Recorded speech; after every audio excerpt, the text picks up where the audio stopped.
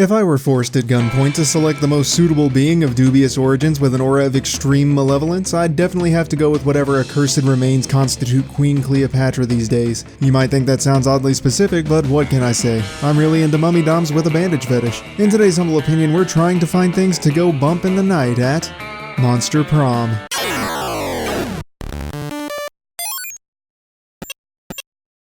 Ah, Monster Prom, the game that seeks to offer a seamless recreation of your golden years of high school. Except, you know, everyone's a monster, which, according to my anxiety, makes it an uncannily seamless recreation of my golden years of high school. If you ask 90% of people that have played it, most of them will say that they positively love it, and for good reason.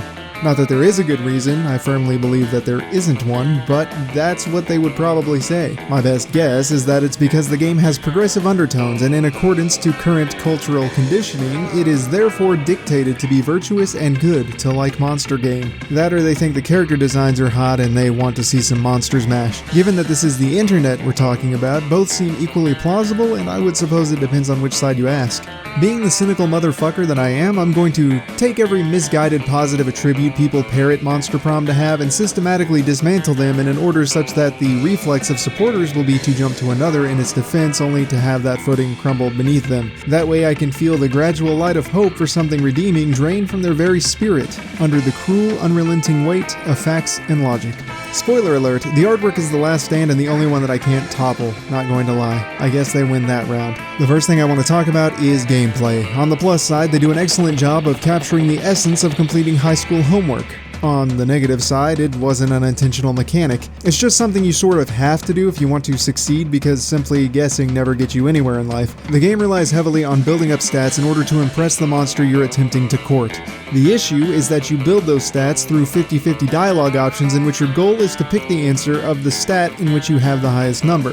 The kicker is that the answers are so vague that most of them could overlap into other categories. Oh, did you think you picked the smart answer? Well, too bad, retard. It was actually the creative choice and you were just too stupid to notice the difference. The other issue is that they don't tell you which of the stats the monsters favor, which, plot twist, there's actually more than one and both have a specific threshold. So basically every run, without looking up all of the answers, is a roll of the dice, which isn't fun or innovative. And looking up the answers defeats the purpose of the game, which also isn't fun or innovative. But hey, it sure does have an overwhelming amount of content, right? That should keep you interested long enough to keep rolling that die until you finally get what you want. That's true in theory, however, quantity of experience isn't intrinsically a good thing, nor is it really necessary. Like, have you ever even experienced swimming in a pool full of LSD if you haven't consumed it all? Who cares if you're having waking nightmares about geometry speaking backwards Latin at you, which you can recognize despite never having even learned Latin. This pool has so much acid. Lick the floor with your tongue or you'll miss out on the one secret ending that doesn't result in the world's most hellish ride to the hospital. Generally speaking, I want more of a good thing, and the content of this game just isn't good. Oh, but Jonathan, what about the writing? It is top tier humor. Let me tell you all you need to know about the humor here. This game was produced by Jesse Cox, the man who was pressured into not answering a meme question at his own con for fear of offending someone. The question in question was, are traps gay? Though he refused to answer directly, he managed through subtlety when his friends declared the question a trap, and his refusal to answer communicated to me, hey, I think that's pretty gay. I can't blame him too much, since the name Jesse Cox sounds like the name of a transgender porn star, and one of his cis male buddies digitally identified with a screen name that translates from slang into absolute vagina, so I imagine the question triggered some sort of dysphoria in that they weren't able to be male anime waifus. Total Biscuit has passed, by the way, so shame on you if you were amused by that joke. To put it more bluntly, the comedy is hit or miss, and there's no need to guess. It rarely ever hits, huh? I play a monster boy, but I got no mouth to kiss ya. Kill me. I'm all for edgy and taboo humor, but I prefer it didn't sound like it came from the mouth of a 13-year-old. Generally speaking, it should be called for in that there should be some sort of setup, since I think it works best as a twist punchline, or at the very least, it should be the setup.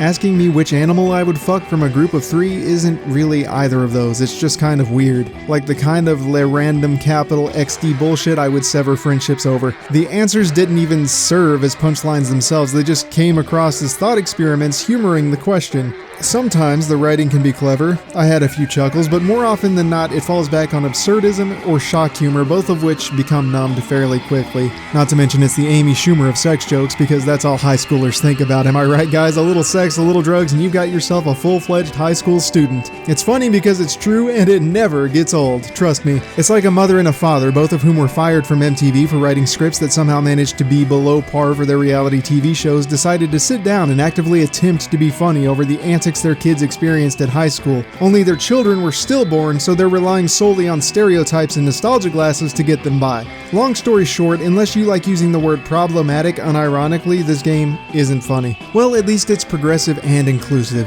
Is it? Is it really? Because I'd argue that it's not either of those things, and it uses the illusion of being those things in order to pay dividends and mask a lack of quality.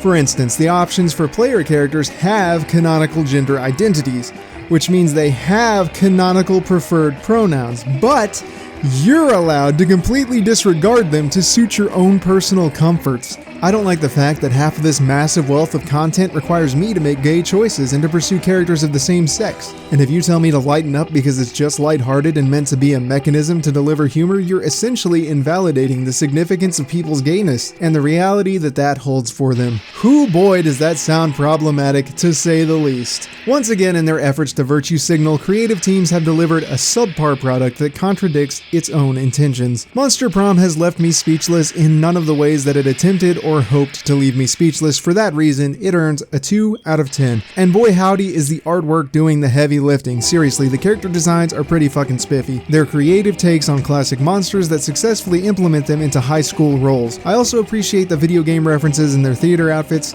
Truly, the artwork is the shining gem in this storm of shit. I don't know what made the game designers choose such atrocious game mechanics, and granted, I really wanted to immerse myself in the high school experience by wishing I had friends and spending my time completely alone and isolated, so I have no idea how it works as a multiplayer experience. But if it's just more of the same, I really don't know what made the game developers choose such atrocious mechanics. The writers did an okay job, but Jesus Christ was that overshadowed by the one-dimensional character stereotypes and simply unimpressive humor. Overall, I just can't see why the game gets the praise that it does. It's a shining example of mediocrity at my most generous. I'd say that the game made me want to kill myself, but I'm afraid that my soul would end up attending that school involuntarily. Either that or I'm already dead and having to play the game was penance for the atrocities I must have committed in life. Thank you everyone for watching, and special thanks to Beautiful Glitch for their time and efforts in trying to make something unique. With as much shit as I gave this game, there was clearly effort put into it, a certain charming naivete and sincerity which made me wish that I could like it. Unfortunately for them, I have taste. I hope they put a little more, or maybe a little less effort into their humor in the next go around, but the game's not struggling, so who am I, honestly? Until next time, remember that failure isn't the worst case scenario. To glow on with your bad selves and stay awesome.